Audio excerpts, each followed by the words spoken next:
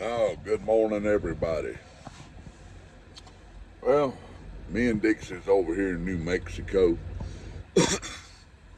First time I can ever remember stopping into this truck stop. I had to pull the curtain here because the sun's behind me and it's throwing a heck of a glare. So I kind of pulled the curtain so y'all could actually see. But we got out of California. I finally got over there to deliver my load, and great God, they kept me on the dock for 6 hours. And I did what you call a split. There's a little button on my computer over here. I'll show that to y'all one day. It's just a little pad looking thing.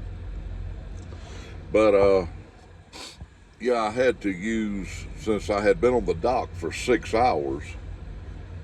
Uh, I could swipe that little thing. It says split sleeper. So I could have stayed there another 4 hours or pulled out on the street. And I eased out there without starting my clock, but when I did, there was homeless people all up and down the street in their tents and trash everywhere. The last time I was there, that wasn't there. So I'm like, no, no, Daddy ain't doing that. So I hit the split sleeper. I went on over there to get my load, uh, going to Fayetteville, Tennessee, which is just south of Nashville.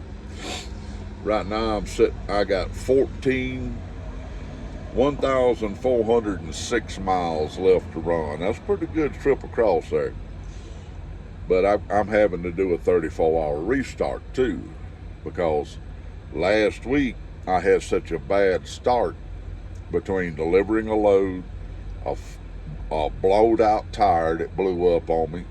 I don't know if y'all have ever seen a semi tire blow up, but buddy, let me tell you something. When it leaves this world, woo-wee, it's a 22.5 tire, okay? 22.5 inches. And when a tire is aired up properly, it'll carry 110 pound psi. That's pounds per square inch for the one person in this world that doesn't know that. But these tires have 110 psi. You figure a 3 inch by 3 inch square inside that tire, right? And there's 110 psi inside that 3 inch by 3 inch square. And that's a 22.5 tire. They're big. So when a tire blows up, it will shake this truck unmercifully. I don't care if it's on the trailer, on the truck.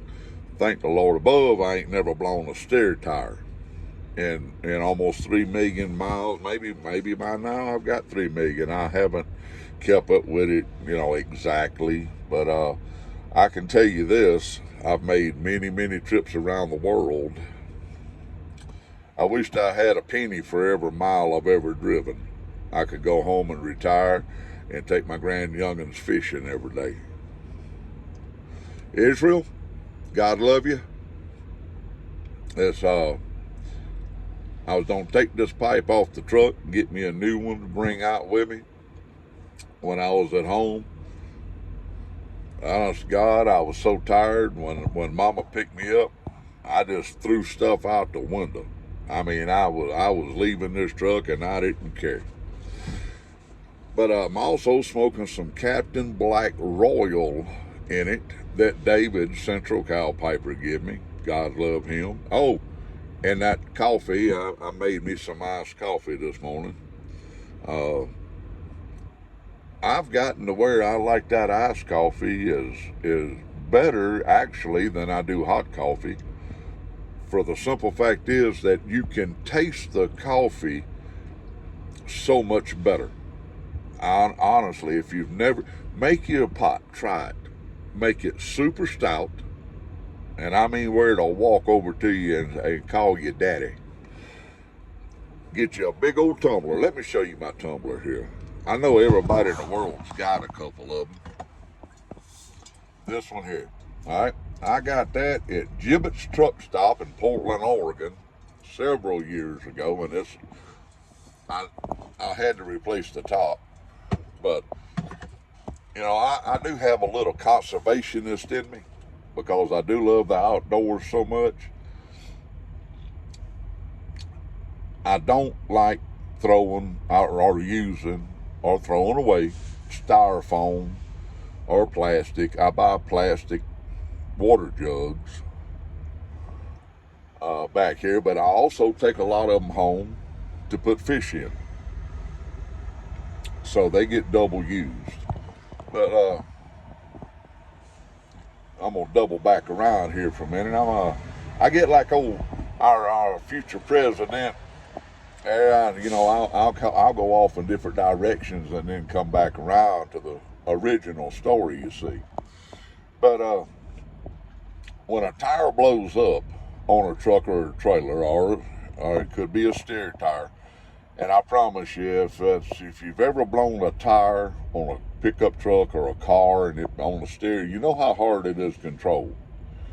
Just think if you're weighing 40 tons and you're traveling 70, 80 miles an hour, going down a hill, and it's like an old snake's back. It's just like this. And all of a sudden you blow a steer tire and that tire comes off that trailer, and son, she's going to heaven, you hear me? Because there ain't nothing left. And you having to control a 40-ton vehicle coming down a hill and it on the rim, which I have seen happen. And I have seen trucks turn over in the ditch. I have helped pull drivers out of trucks. There was a driver one time had a heart attack many years ago. Me and another driver stopped, and he was driving food delivery truck, a Cisco. That was it. It was a Cisco food delivery truck. I was headed home, and I was on I-81. I never will forget it. Scared me to death. It ain't a shame. It ain't a man shouldn't be ashamed to get scared, but where the problem comes in, when you get scared, you got to pull them britches up and go do what you got to do. Well, me and this other truck driver whipped off the side of the interstate, and if you can imagine my big old butt running back there to his truck. When I got to him, the old boy was purple. He was dying. I don't know if he had a heart attack or what, but he had swallowed his tongue, and he was grasping his left arm, and he, like I say, he was purple on his way to a black color. It was horrible. I reared back and hit the window. His door was locked. I couldn't open it. Both doors was locked, and I reared back. I'm watching this man try to jog out across there. God love him. He's doing more than I can. I reared back and hit that door window so hard 3 or 4 times that the door unlocked. Thank the Lord it unlocked. A door shouldn't unlock if you hit it. I drug him out, started CPR. Like I say, he had swallowed his tongue. I rolled him up on his side, and I hit him so hard in the back that his tongue come out of his mouth, out of his throat. And then I started CPR. I knew if I got my finger in his mouth and he clenched down on that finger, there wasn't going to be nothing I could do.